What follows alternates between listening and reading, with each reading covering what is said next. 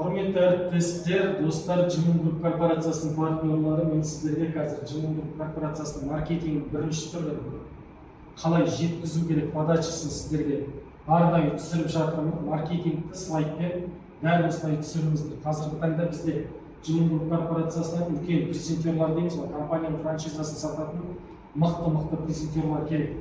Мен әрдайым айтамын, бір өнімді сатсам, бір стакан суды алып шөлімді қандырғанмен бірдей. Бірақ компанияның маркетинг франшизасын сатсам, үлкен құбыр құрғанмен бірдей. Сондықтан мен Жымын Груп корпорациясында подача халыққа қалай жеткіземін, сіздер солай жеткізіп үйреніңіздер. Дәл осы менің істегенімдей қайталап, өзіңіздің ойыңызды қосып, одан да әрлендіріп ойыңызды жеткізе білсеңіз, онда нұрдың үстінде нұр болады. Компанияның франшизасы қаншалықты сіз эффективно сата аласыз, соншалықты сіздің табысыңыз артады, соншалықты командаңызға мықты презентерлар жиналады. Жымын Груп корпорациясы алтын бәйтерек деген мағынаны бар. Қытайдағы ең үлкен корпорация. 33 жылдың ішінде Жымын Груп корпорациясында 24 қана өнім бар. Басқа компаниялар секілді 500 мың номинация шығарып, продукттың сапасын нашарлатпайды. Жылдан жылға өнімнің сапасын жақсартады. Енді қараңыздар. Қытайда сетевой маркетинг жүйесімен жұмыс жасауға рұқсат алу өте қиын.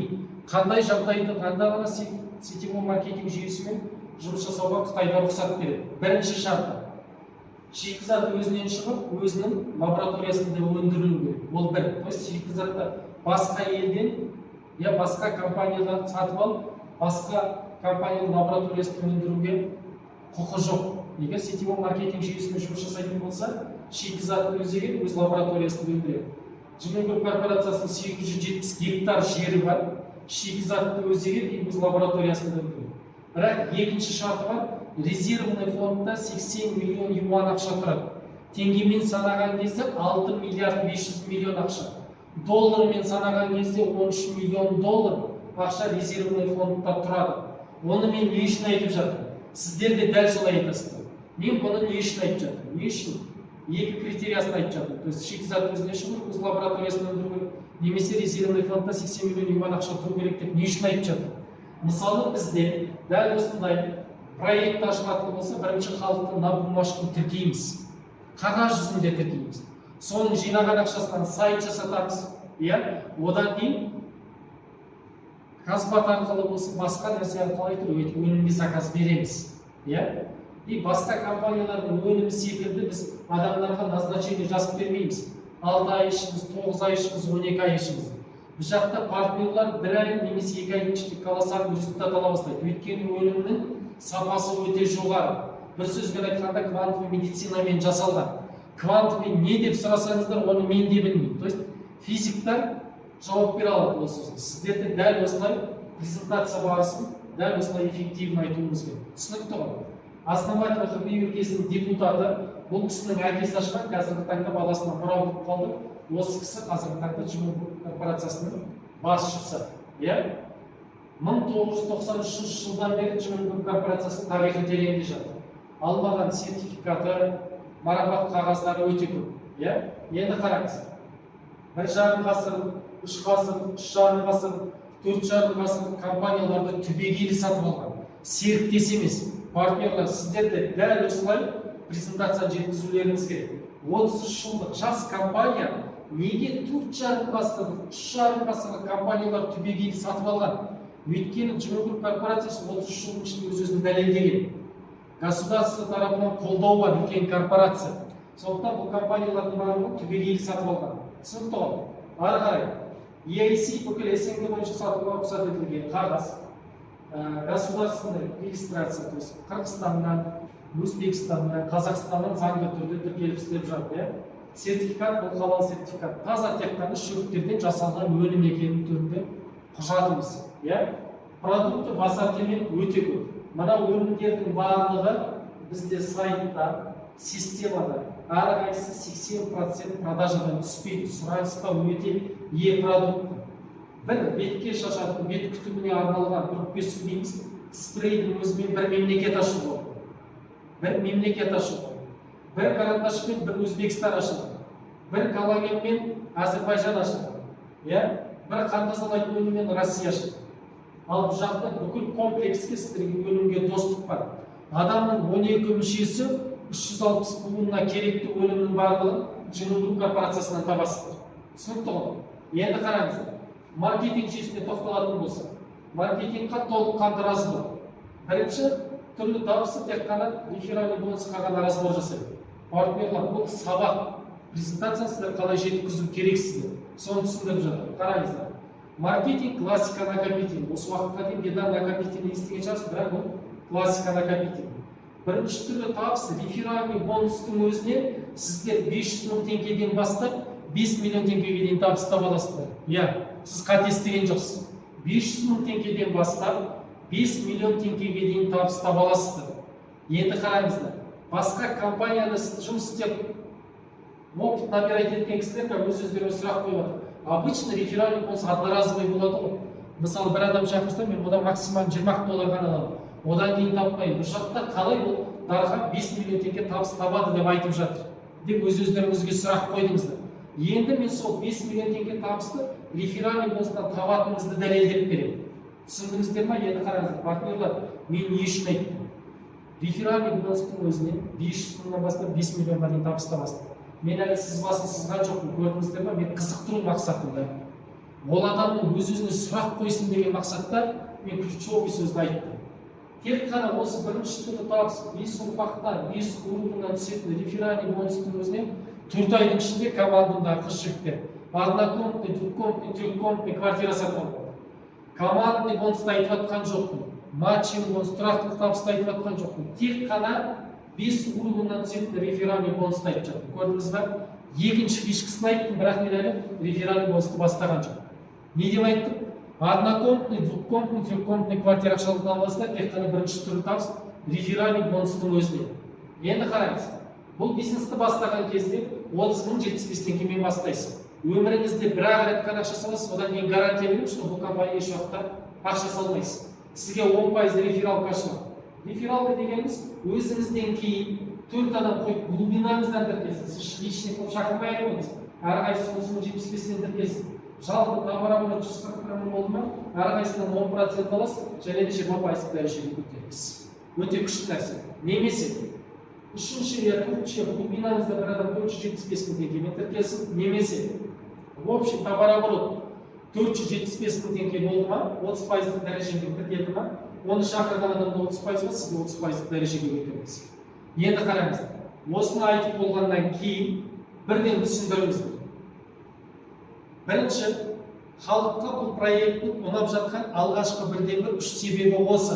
Бірінші, классика накопительный, екінші, кіру құны, вход доступны, зейнеткер де кіре алады, студент те кіре алады. Ол екінші плюс ма? Үшіншісі, үлкен пакетке еш уақыт ақша салмақ рет жасалады. Осы үш факторға бола адамдар шешім қабылдап бұл бизнесті бастап жатыр. Қай бизнестің алғашқы түрлі доход өзі халыққа комфортны, сол бизнес жүреді. Ол дәлелденген нәрсе. Енді қараңыз. 1 миллион 700 мың теңге товарооборот болды ма, 40% дәрежеге көтерілесіз. 17 миллион товарооборот болды ма, 20% дәрежеге көтерілесіз. 50 миллион товарооборот болды ма, 60% дәрежеге көтерілесіз. Мына товарообороттың барлығы накопительный. Уақытқа шектеу қоймаған. Сондықтан әрдайым айтамын. Қаласаң да, қаламасаң да 60% дәрежеге шығасыз. Өйткені бүкіл бірінші заказ, повторный заказ, промоушн демектің заказының барлығы 60% дәрежеге шығады. Есептеледі. Қай дәрежеде тұрсыз, сол дәрежеге байланысты балза повторный покупка скидка береді. Осы жерде қатты мән беріңіздер. Дәл осылай сізде презентация құрып жатырсыз, құрметті партнер, Жиналу корпорациясы серіктестері. Дәл осылай монолог ретінде айта бермей, как положено диалог құруыңыз керек. Түсінікті ма? Дәл осы жерде сіз мән беріңіз. Сізге түсінікті ме? Мына қараңыз. Қай дәрежеде тұрсыз, сол дәрежеге байланысты сіз қайтадан бөлім алатын болсаңыз, скидка аласыз. Мысалы, 20% дәрежедесіз. Қайтадан өзіңізге ұнаған бір көз өнімі, коллаген, спрей алайын деп жатсыз, осы бағада сіз 20% скидкамен жарты бағасына аласыз. Бірақ компания товарооборотты сыртқы бағамен есептейді. Қайталап айтамын, деп қайтадан айтамыз. Сіз алайын деп жатқан 30 мың теңгеден 20% скидкамен жарты бағасына аласыз, бірақ компания товарооборотты сыртқы бағамен есептейді. Енді командасы үлкен лидерлар мысал түрде дәл осылай, менде дәл осылай. Менде айына компанияда 2 рет 5+1 деген акция болып тұрады, промоушн болып тұрады. сол кезде командадағы лидерлер 20%, 30%, 40%, 50%, 60% кеткенмен повторно өнім алады. Примерно бір айдың ішінде 50 миллион теңгеге товарооборот жасайды повторно. Бірақ компания 50% кеткенмен айттым, ішкі бағамен береді, бірақ сыртқы бағамен товарооборот есептейді. Команда 50 миллион теңгеге товарооборот жасайды, бірақ компания баған 100 миллион теңгеге товарооборотты есептейді. Дәл осыны сіздер де келіп отқан адамға түсіндіре білуіңіз керек. Өйткені есептей білген адамға цифрадан еш уақыт талданбайды. Ол адам сізге үшінші проектісін тыңдауға келіп отқан шығар.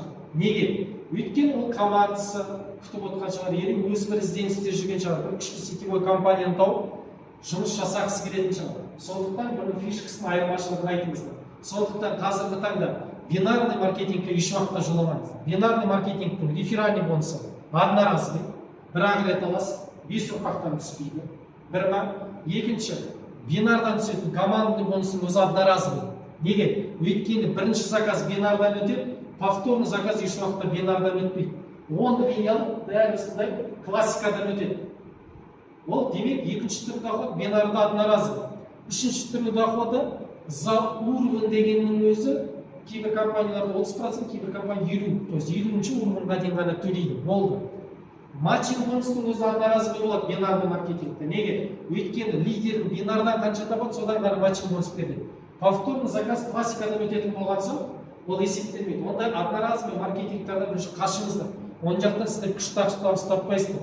Бинарда тұрған алғашқы санаулы бір 5-10 адамы ғана бинардан жақсы ақша табады. Қалған 10 мың адам айына $100 тапса тапты, таппаса ол да жоқ. Ол солай рассчитан бинарный маркетинг. Ал классикалық маркетинг, мына тек қана 5 ұрпақтан түсетін реферальный бонустың өзіне мен командамдағы қанша адамдар айына 500 мыңнан бастап 5 миллион теңгеге дейін табады. Тек қана бірінші түрі табыс реферальный бонустың өзінен ғана.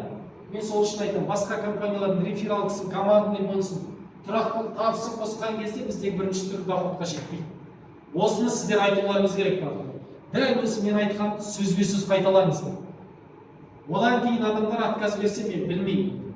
Сондықтан маркетинг жүйесі толыққанды талдап айтыңыздар. Енді қараңыз. Қай дәрежеде тұрсыз, сол дәрежеге байланысты түсетін табыс. Мынау 10-30 мың теңгемен тіркелсеңіз 10% дәрежедесіз. 141 мың тіркелсеңіз 20% дәрежеде.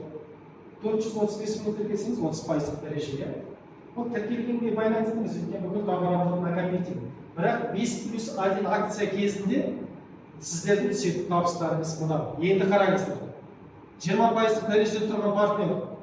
Сіз қазір 5 карандаш 5+1 акциямен сатсаңыз, яғса тазалайтын комплекс сатсаңыз, сізге 25 мың түседі. Соны білесіз бе? Сіз 20% дәрежедесіз, бір контрактымен 25 мың теңге табасыз. Ал сіз бір күнде неге 10 контрактты жасамайсыз? Мен қазір көптеген партнерларға айтатыным сондықтан.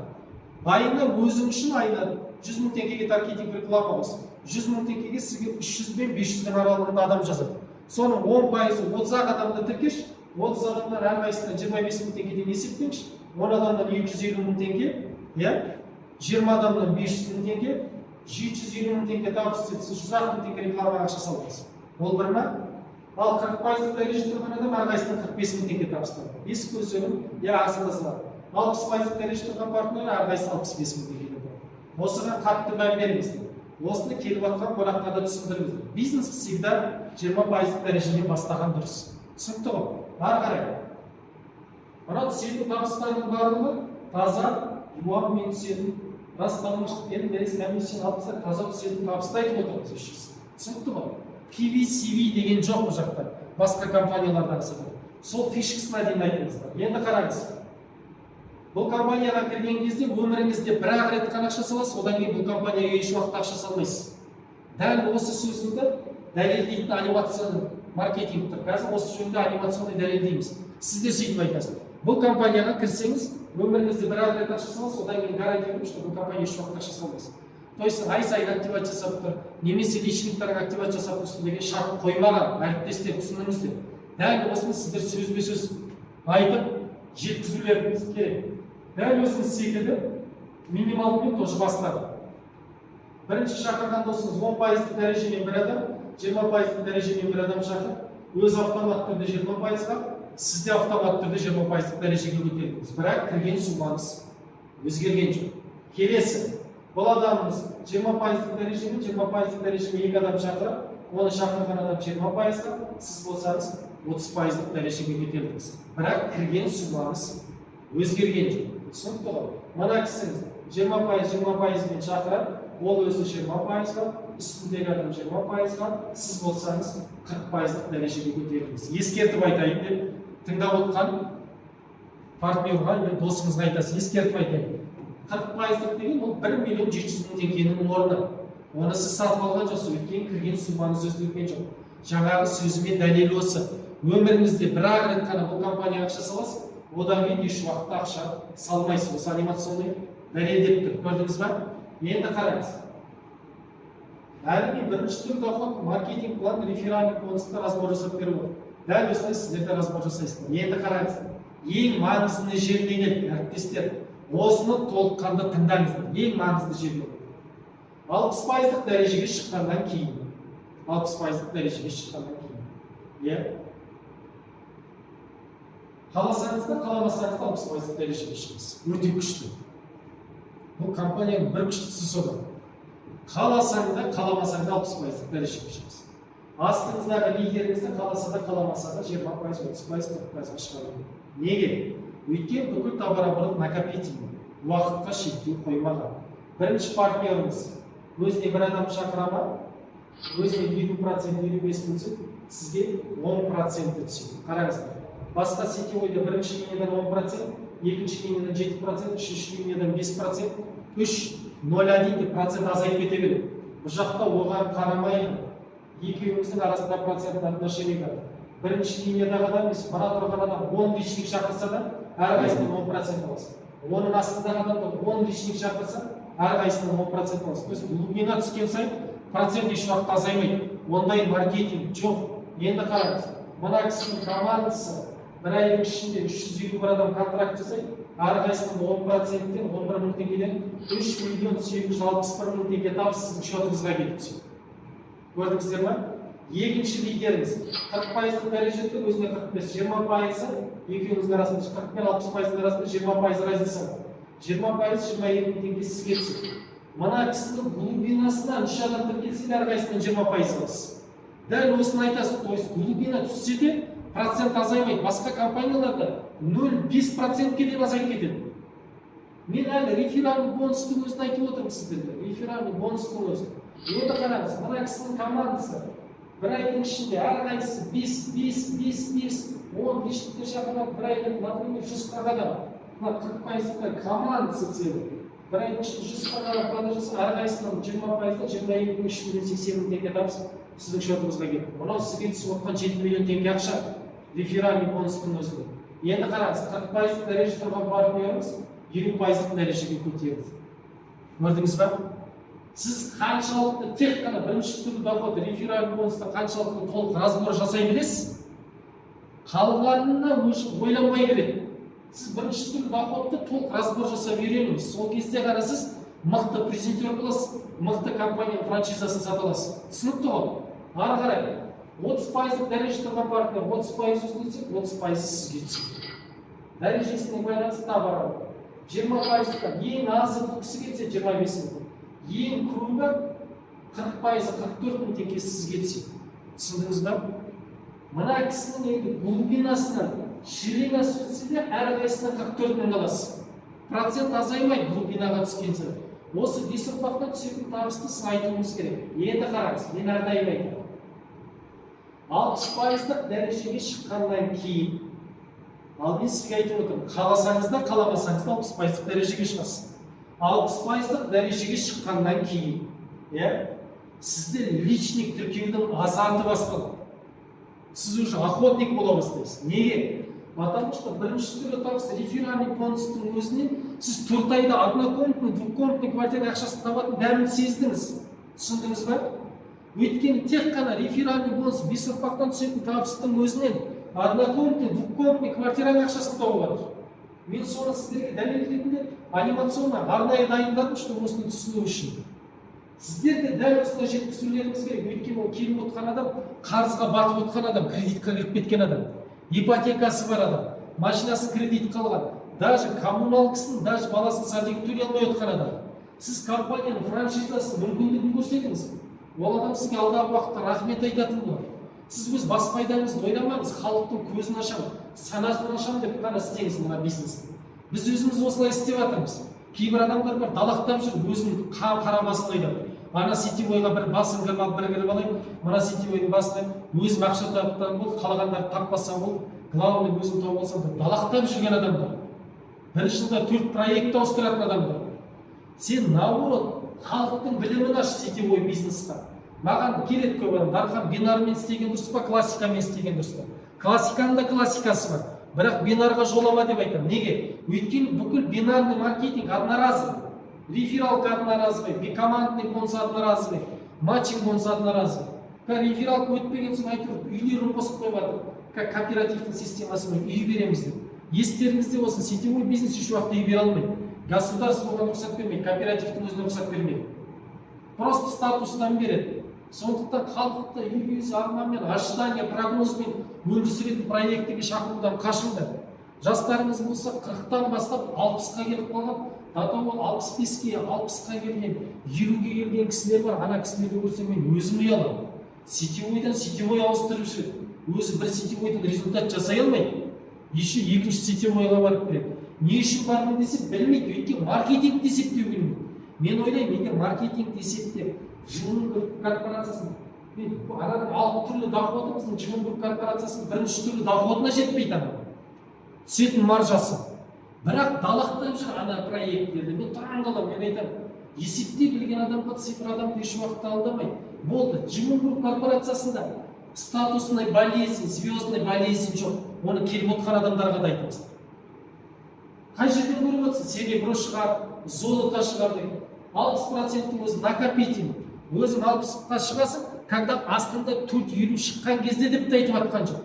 Бүкіл товарооборот накопительный. Егер 60-қа қай кезде шығасың, астында 4-50 шыққан кезде десе, онда ол статусный болезнь, звездный болезнь деп айтатын еді. Онда еш нәрсе жоқ. Осының барлығын партнерлар как презентер ретінде сізді жеткізулеріңіз керек. Түсіндіңіздер ме? Мен әрдайым командаларға обучение беріп, Zoom беріп үлгермеймін, сондықтан дәл осындай сабақтарды түсіріп, мен қазіргі таңда YouTube каналға, Telegram каналға салып жатырмын. Сол жақтан толыққанды ақпараттарды көріп, осының бәрін толыққанды изучать етіңіз. Енді қараңыз, 60% дәрежеге шыққаннан кейін сізде личный шақырудың азарты енді басталады. Бірінші линиядан сіз 60% аласыз. То есть 4 адамды көбейтесіз 13.400 теңгеге, әрқайсынан 52.400 теңге табыс көресіз. Ең қызығы ол емес, ең қызығы мына шақырған личниктарын шақыратын адамдар. Олар өздерінің адамдарын шақырады, өздерінің одақтары процент жоқ. Бірақ сізге екінші линиядан 50%. 16 адамды көбейтемін 55.000 теңгеге, олар кәдімгі 20% дәрежемен тіркеледі. Өздерінің одақ пайызы түседі, 13.400 теңге ғана түседі. Қалған 55.000 теңгесін сізге береді. 880.000 теңге табыс сіздің шотыңызға кетеді. Үшінші, ары қарай 40% дәрежеде. Үшінші линиядан 40% аласыз. Мыналар өздерінің адам шақырады, өздерінің 20%, сізге үшінші линиядан 40% түседі. Енді қараңыз, 64 адамды көбейтемін 45.000 теңгеге, 2.880.000 теңге табыс сізге үшінші линияңыздан түседі. Мен тек қана реферальный бонусты айтып жатырмын. Басқа компанияда істеп жүрген лидерлар есептей білсеңіздер, осыны толық разбор жасаңыздар. Дархан, осы жерден қателестім, өтірік сабап отырсыңдар десеңіз келіңіздер. Маған есептей білетін мықты лидерлар керек. Сондықтан мен командама да дәл осылай разборды шашып айтатын презентерлар керек. Мықты компанияның франшизасы тұрған кезде мен қайдағы жоқ компанияның проектісін барып сатпаймын. Өйткені Жымын Групп корпорациясының маркетингінің қазіргі таңда командада жігіттер айына жоқ дегенде 500 мыңнан бастап 5 миллионға дейін табады. Сетевой бизнесте ондай ешбір жерде тарихта ондай жағдай болмаған. Түсінікті ғой, система қалай жұмыс жасап тұр. Тек қана мен бірінші түрлі табысты айтып отырмын. Ал үшінші, төртінші линияның өзінде бұлар өздерінің 30% түсіп, сізге де 30% түсіп. 250 адамды көбейтемін 35.000 теңгеге, 8.960.000 теңге ақша сіздің шотыңызға келіп түсті. Общий 12 миллион теңге. Жаңағы сөзіме дәлелдедім. Әріптестер, жаңағы сөзімді дәлелдедім. Не деп айттым? Командадағы жігіттер бірінші түрлі табыс. Реферальный бонустың өзіне. 3-4 айдың ішінде однокомнатный квартира ақшасын тауып отыр. 12.772.000 теңгеге однокомнатный квартира аласыз ба? застройщикта новыйлай аласыз. Любой компанияда бар, Қазақстройға барыңыз, Бейгруппқа барыңыз, тағы компания, Сенсатаға барыңыз, котлованнан аласыздар. Ай сайын однокомнатный квартираның ақшасын аласыздар. Мен сол үшін айтамын, бұл ақшаны біз тауып, дәмін сезгеннен кейін айтып жатырмын, сенімді түрде. Корпорация заңды түрде ашылған, өнімі адамның 12 мүшесі 360 мыңға керек түгел. Сіздер воздух сатып жатқан жоқсыздар, криптовалюта сатып жатқан жоқсыздар, хай проектімен айналысып жатқан жоқсыздар, самый легальный бизнеспен айналысып жатсыздар. Традиционный бизнестен ешқандай айырмашылығы жоқ. Ожидание, прогнозмен өмір сүретін проектімен еш уақытта істемеймін. И сіздерге де істеуге де совет бермеймін. Ақыл тоқтаттыңыздар ма? Жастарыңыз 40-тан асты ма? Тұрақтап істейтін проекті келді. Кезінде MBA-ді тұрақтап істеген адамдар қазір миллионер. Кезінде Oriflame-ді тұрақтап істеген компаниялар миллионер. Бұрынғы Ситимоймен еш уақытта салыстырмады. Оның қасында 10 орап кетеді бұл маркетинг жүйесі. Түсіндіңіздер ме? Система дәл осылай құралған. Бірінші линияның өзінде 10 личник тіркесеңіздер, олар өздерінің 10-ын қайталайтын болса 100 адам, олар өздерін қайталайтын болса, командаңызда 10 мың адам болды ма, сіз бұл бизнестен айына тұрақты түрде 20 миллион табыстап отырсыз. Тек қана осы бірінші түргі разборды ғана айттым мен сізге. Екінші түргі доходты ол келесі сабақта айтатын болады. Сондықтан мына маркетинг жүйесін толыққанды игеріп түсініп алыңыздар, дәл осы бойынша сіздер маркетинг жүйесін түсіндіріңіздер. Рахмет.